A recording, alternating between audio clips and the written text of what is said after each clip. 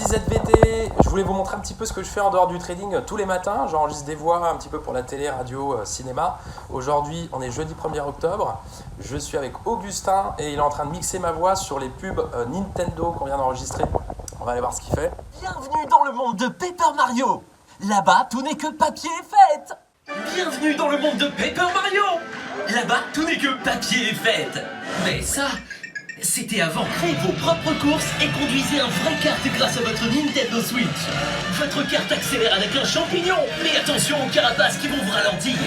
Vivez l'expérience Mario Kart en réalité augmentée avec Mario Kart Live Home Circuit exclusivement sur Nintendo Switch et Nintendo Switch Lite. Au top, Mandogu, au top, bravo, bravo.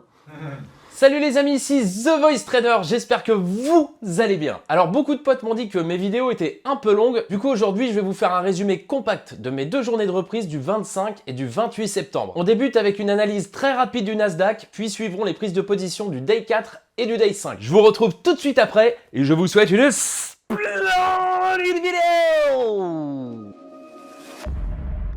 Analyse très courte du Nasdaq, on est le dimanche 4 octobre. Je review un petit peu ce qui s'est passé cette semaine. Donc lors de ma dernière vidéo, on était en point haut 4 heures ici, à ce niveau-là exactement.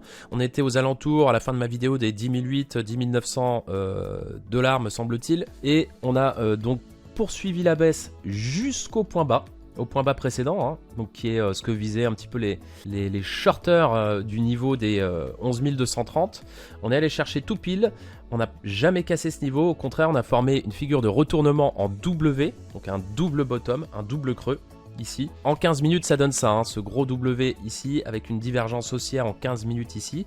Cours fait un plus haut et un plus bas et on a un plus bas et un plus haut, donc épuisement de la tendance baissière et on pouvait timer par ici éventuellement un retournement. Pour l'instant en 4 heures on voit qu'on a une divergence baissière ici sur les plus hauts, mais le cours d'après moi est en train de faire un nouveau pullback sur ce W, le double bottom, donc un pullback on casse et on revient s'appuyer dessus et on pourrait très bien aller si le niveau des 10 200 tient, donc la divergence ne se valide pas, on peut très bien aller chercher, donc on reporte la taille du W ici à la cassure et on pourrait très bien aller chercher le niveau des 10 740 dollars, zone des 10 700, 10 800 dollars qui correspondrait également à un retracement de 61,8% de toute la baisse ici. On retracerait 61,8% du mouvement au niveau des 11 700, 11 800 pour éventuellement après reprendre peut-être un short si on a quelque chose comme un dead cat bounce ou un double bottom qui se dessine sur le Nasdaq. On verra à ce moment-là. En tout cas, ça pourrait être une belle zone pour prendre une position à la vente si jamais la baisse qui s'est entamée était plus qu'une baisse à court terme. Voilà, donc je vais pas parler plus longtemps que ça. On va reprendre avec la journée de reprise. Donc c'était pour moi le 25 septembre. Donc le 25 septembre, voilà, sur le 15 minutes, on est ici, on est à peu près dans le bas du double bottom et on avait une ouverture du marché à 15h30, vous allez le voir en direct juste après, hein, je vais vous montrer le trade tel qu'il a été pris. À 15h30, on avait la bougie d'ouverture du marché, ici, donc c'est cette bougie rouge et je suis sur du 15 minutes, donc cette bougie ici est une bougie de 15h30 à 15h45, c'est la fluctuation de 15h30 à 15h45. On appelle ça l'open range.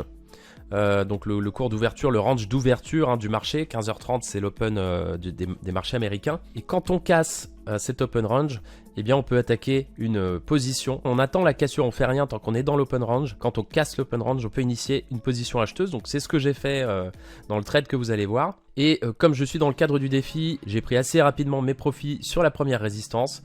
Et je ne suis pas re-rentré sur le marché parce que j'estime que j'ai pas besoin de prendre plus de risques pour réaliser l'objectif de 1K per day. Mais on voit par exemple que si on ouvre à 2 contrats, ici on va prendre ses profits que sur un seul contrat et on va garder l'autre le plus longtemps possible pour surfer la tendance tant qu'elle n'est pas invalidée, tant qu'on repasse pas, je crois que même sur du 5 minutes, cette tendance haussière. Voilà, même sur du 5 minutes, on voit bien que la tendance haussière, elle est jamais invalidée, on repasse jamais sous le RSI, on repasse jamais sous la moyenne mobile 50, légèrement ici, c'est débordé, mais c'est un espèce de pullback finalement sur cette zone. Donc voilà, il n'y a que ici, on pouvait vraiment timer une sortie sur les plus hauts, mais pour ça, il faut avoir 2 contrats. Donc un contrat qu'on gère, on sort très rapidement, qui est le contrat qu'on gère pour du scalping à court terme, et la deuxième unité qu'on laisse le plus longtemps possible. Or, dans le cadre du challenge, moi j'ai juste besoin de faire 1000 par jour et avec un seul contrat. Donc là, je l'ai joué comme du scalping sur la première résistance. Je suis sorti juste ici. Regardez le trade, c'est parti. Position opened.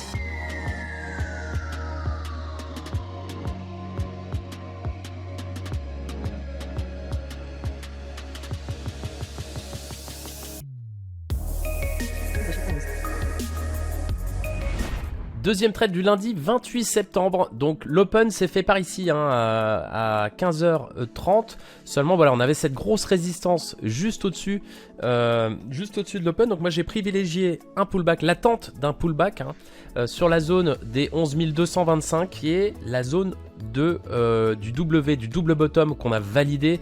Et dans 70% du temps, surtout lorsqu'on est sur une résistance comme ça, on va faire un pullback avant de repartir vers des plus hauts. Donc moi j'ai choisi de ne pas prendre l'open sous résistance et d'attendre un pullback sur cette zone pour lancer mon trade. Il fallait attendre assez longtemps quand même pour avoir l'alerte déclenchée. Donc hein, c'est aux alentours des 18h. On a le contact sur la moyenne mobile 20 plus sur la ligne de coups qui a été cassée du double bottom.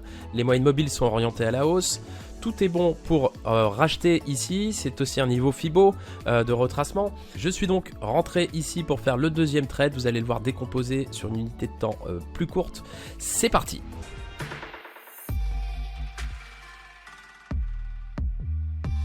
Position opened.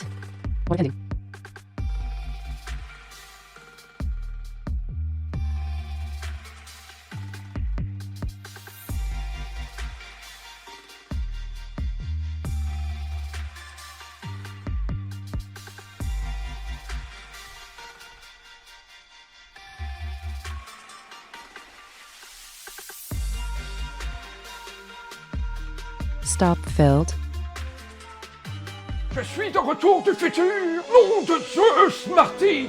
Non, vous voulez dire du retour du passé, Doc? Ah oui, c'est ça, Marty! Plus 2637 €, c'est la perf cumulée des days 4 et 5. La perf globale depuis le début de ce challenge est de 9631,67 €. À cela, je dois enlever, comme spécifié lors du day 3, la somme de 825 € plus 100 € de scalp effectué en dehors du challenge. Donc globalement, je retire 1000 € à la performance actuelle. Il me reste donc 1370 € à faire et 5 jours de trading pour boucler le défi. Alors je sais que ça fait maintenant plus de 10 jours que le défi est commencé, mais je le rappelle, une journée sans trade n'est pas comptée comme une journée de trading. Je pensais pas que ça allait se poursuivre cette semaine, mais j'ai quand même été happé par de nouvelles séances voix en studio. J'ai aussi tradé un peu sur mon compte annexe Top Step en fin de semaine pour ne pas qu'il tombe aux oubliettes. Les vidéos YouTube me prennent beaucoup de temps par rapport à l'ensemble de mes activités et je pense pour mon prochain format travailler sur la mise en place d'un streaming direct en session complète de trading. C'est-à-dire que vous pourrez vous connecter à mon live et assister à des journées entières de trading. On ne se limitera plus à un seul contrat et on jouera vraiment les grands mouvements pour maximiser les gains. Alors c'est pas forcément le plus agréable pour vous parce qu'on n'a pas forcément tous les jours des opportunités sur les graphiques, on doit être assez patient. Et même quand on prend position, un trade peut durer plusieurs heures sans forcément qu'il y ait d'intervention. Mais certains de mes amis m'ont dit que pour eux ce serait appréciable. Donc si ça vous intéresse, n'hésitez pas à mettre un max de pouces bleus et je verrai si je mets ça en place le mois prochain. Wouhou! Je vous souhaite une splendide journée.